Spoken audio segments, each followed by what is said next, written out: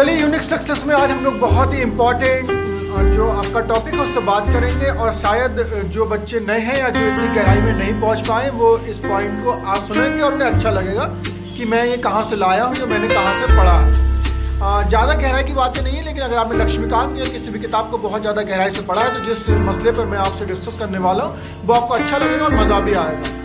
ऐसा है कि हमने जो संसदीय प्रणाली है वो कहाँ से नकल की?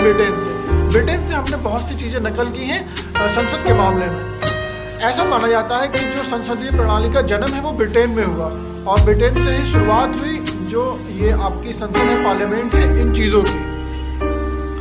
तो वहाँ पर एक बड़ा खूबसूरत प्रावधान है और जब मैंने पढ़ा तो मुझे भी अच्छा लगा। वो प्रावधान क्या है?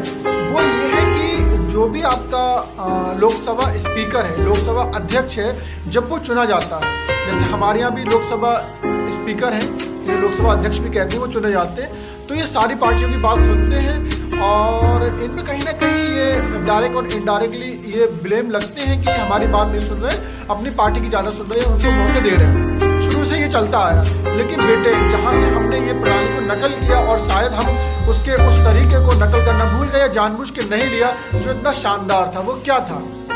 ब्रिटेन में ऐसा है कि जो भी जिस पार्टी से इलेक्शन लड़के आ जाएगा पार्लियामेंट के अंदर, हमारे यहाँ भी ये होता है कि सारे मेंबर ऑफ पार्लियामेंट एमपी जो होते हैं वो सारे ही इलेक्शन जीत के आते हैं, उन्हीं में से लोकसभा अध्यक्ष बनता है और उन्हीं में से लोकसभा उपाध्यक्ष बनता है।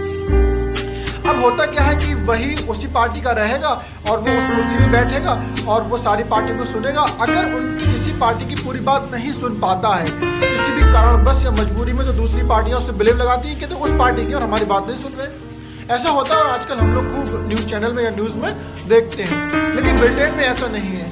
ब्रिटेन में जो जिस पार्टी से चुनकर आएगा और अगर वो लोकसभा अध्यक्ष बन जाएगा तो वो उस पार्टी से इस्तीफा देगा जिससे वो इलेक्शन जीतकर आया है। लेकिन भारत में ऐसा प्रावधान नहीं है। भारत में क्या है कि वो उस पार्टी का सदस्य बनकर रह सकता है। तो मुझे ये ब्रिटेन का जो नियम है बड़ा खूबसूरत लगा। अगर हम लोगों ने इतनी चीज़ें नकल की थी तो शायद हम इस चीज़ को भी नकल कर लेते। वैसे नकल करने से इतना असर नहीं पड़ता है कि जिससे भावनात्मक तरीके से, विचारधाराओं के तरीके से जुड़ा रहता है तो पक्ष उसी का करता है। लेकिन हाँ, एक दबाव कम हो जाता है कि हम अब कोई पार्टी का हिस्सा नहीं है और हम अब सारी पार्टियों के साथ इंसाफ कर सकते हैं।